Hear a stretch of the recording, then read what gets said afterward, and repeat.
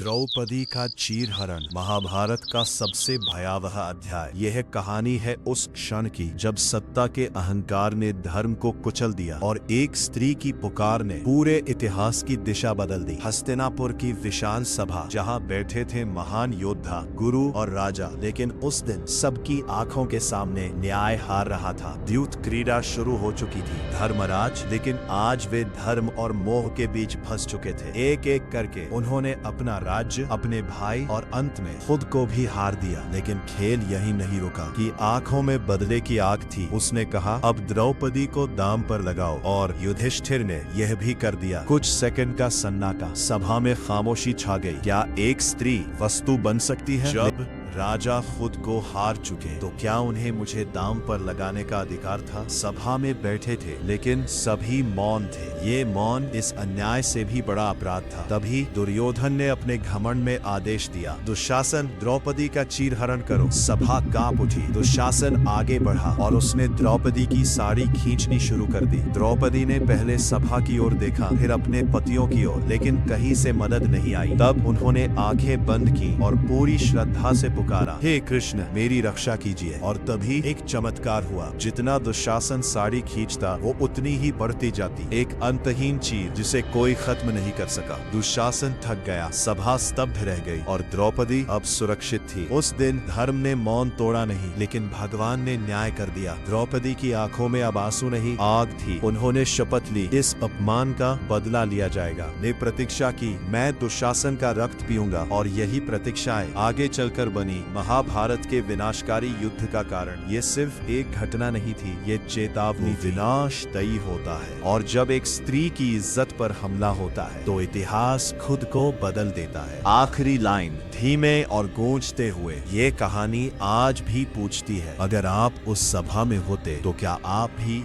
मौन रहते?